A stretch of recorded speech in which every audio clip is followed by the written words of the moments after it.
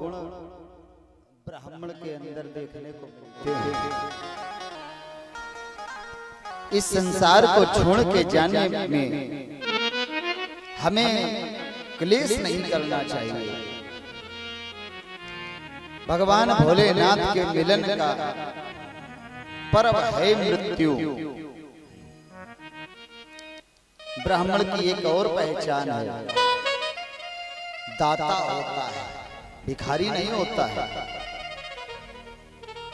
सच्चे और अच्छे ब्राह्मणों को देखा होगा, वो थोड़ी थोड़ी बातों पर मांगते नहीं हैं।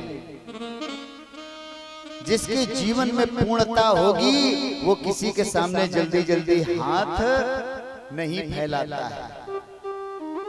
और जीवन में पूर्णता आती कहां से है?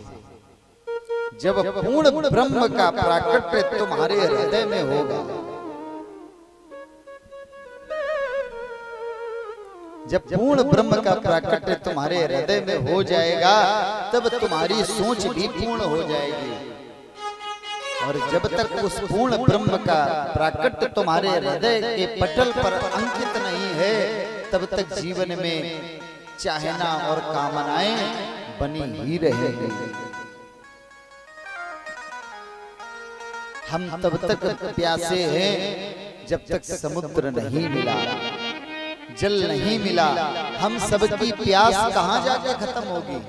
इस संसार में इन संसारिक वस्तुओं से प्यास और बढ़ती है, घटती नहीं है।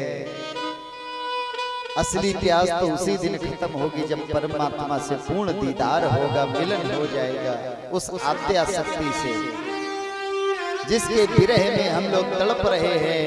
और भगवान फेंकते चले जा रहे, खिलौने फेंकते चले जा रहे। अरे एक शायर ने कहा था कि बचपने में बिगड़ो तो जवानी में सुधरो। अगर बचपने में बिगड़ जाओ तो जब तक जवानी आवे तब तक सुधर जाओ। और अगर जवानी में बिगड़ो तो बुढ़ापे में कहते हैं सुधर जाओ। लेकिन बुढ़ापा भी आ गया, सिग्नल भी आने लगे। सिग्नल आते हैं ना भगवान के यहाँ से भेजे हुए। सबसे पहला सिग्नल तो आता है बाल सफेदी का। हम सबके बाल सफेद होने लगते हैं, लेकिन हम कहते हैं ना ना ना ना, अभी तो मैं जवान हूँ, गोदरेज हेयर डाई 10 रुपए खर्चा करेंगे, जवान बन जाएंगे।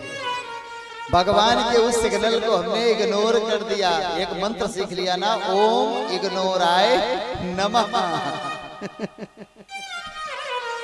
दूसरा भगवान ने सिग्नल दिया कि अब सांसारिक लोगों की ज्यादा बातें मत सुनना कानों से, तो आवाज कम कर दी, सुनने की फ्रीक्वेंसी कम कर दी।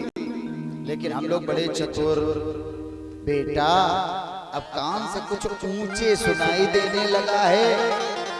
डॉक्टर साहब के यहाँ जाओ, एक मशीन बनवाओ कान वाली। आहा, भगवान भी ऊपर बैठे बैठे देखा करते हैं तुम कितने चतुर हो, कितनी मशीनें बनवाओगे। लेकिन जिस दिन वो चाह लेता है सारी मशीनें फेल हो जाती हैं। सारे हमारे जिंदगी के उपाय रखे रहते हैं और पतन के मार्ग पर हमें जाना पड़ता है। और जो जीवन की इस धारा में भगवान से मिल करके चलते हैं, गुरु को साथ में लेकर के चलते हैं, भगवान को साथ में लेके चलते हैं, उनको फिर जीवन के किसी रास्ते में अंतिम समय तक परेशान नहीं होना पड़ता है। 9 गुण ब्राह्मण के बताए गए हैं, तो उसमें से ये बिंदुक नाम का ब्राह्मण है। इसकी पत्नी का नाम था चंचुला।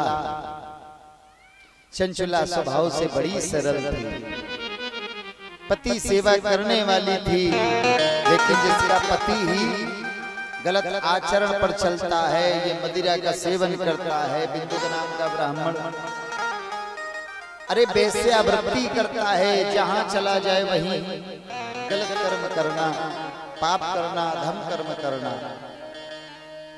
रात में 2 बजे 1 बजे लौट करके आता है ये बिंदुक ब्राह्मण। पत्नी पूछ देती है इतनी रात में तुम कहां से आ रहे हो, तो उसे भी ये मारने और